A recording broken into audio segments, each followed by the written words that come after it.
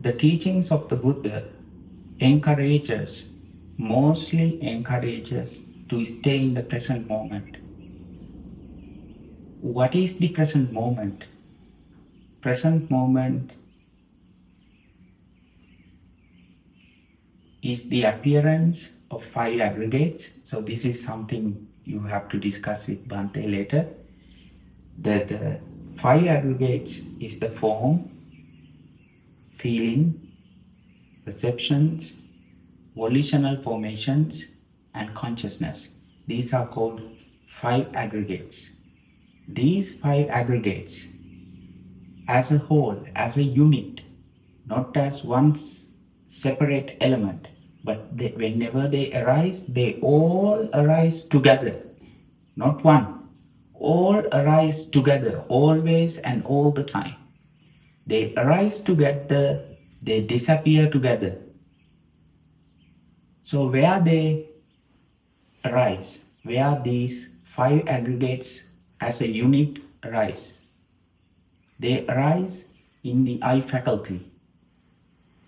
When we communicate with the outside world, with the eye, when we connect with the outside world through our ear, nose, tongue, body, 5 aggregates as a unit arise and they disappear. And that is called a fundamental, primary human experience. If we are not in the present moment, if we are not mindful, then we do not know how to use that basic human experience. We don't know how to use it.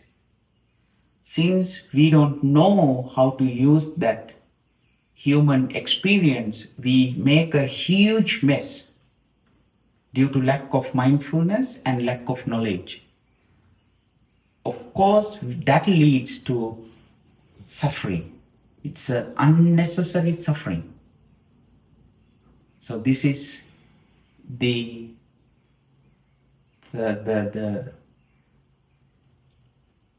fundamental teachings of the Buddha.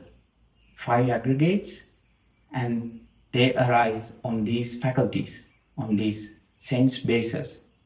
And they arise in a beautiful way. They arise dependently on one another. So the Buddha introduced dependent origination or interdependent origination to describe, to explain, to further explain this process of 5 aggregates, how they work. They work interdependently because one cannot exist without the other one. So everything in the world exists depending on one another. So to explain that method, the process, he introduced dependent origination. And then he said, since nothing has a dependent existence, everything is impermanent. Because everything is interdependent. So they have their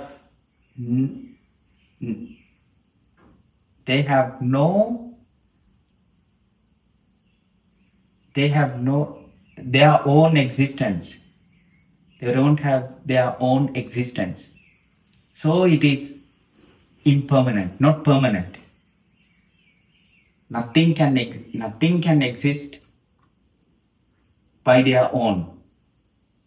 So it is anicca, impermanent. And if we cling to those impermanent things, they will lead to suffering. If we cling, if we don't cling, they cannot produce suffering. That's the very interesting thing. That's why we practice meditation. That's why we develop mindfulness. So then we can clearly see this. And then, lastly, since they are dependently arisen, there is no person.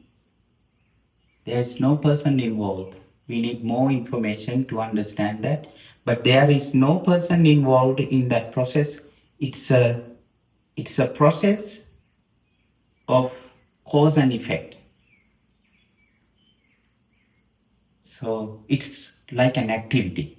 It's just an activity. So that is called, these characteristics are called three characteristic of conditioned phenomena. So these are the fundamental profound teachings of the Buddha. So this is what we have to understand. That's why we practice Dhamma. So do you have any questions before? I don't want to take that much time actually. Yeah, thank you, Bhante, Yeah. for that. So if I understood correctly, you were saying that so we don't know how to use the five aggregates the right way. Yes. We use them the wrong way. And a Buddha uses them the correct way, or they just cease to exist for a Buddha? Is it that the action of those five things just ceases for a Buddha, or the Buddha just knows how to use them? They continue, but the Buddha knows how to use them the right way.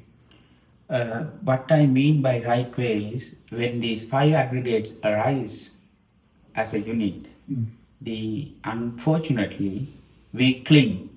We cling to this unit, and then we make the problem worst. So using them the wrong way means clinging to Clinging. them. And the Buddha stops clinging. Yeah, absolutely. Okay. Yes, So he completely eradicated the clinging to these five aggregates. But we still have the clinging to these five aggregates. But he also has the five aggregates okay. without clinging though, just the basic experience. But we experience five aggregates with clinging. Okay, yeah. Thank you. Yeah.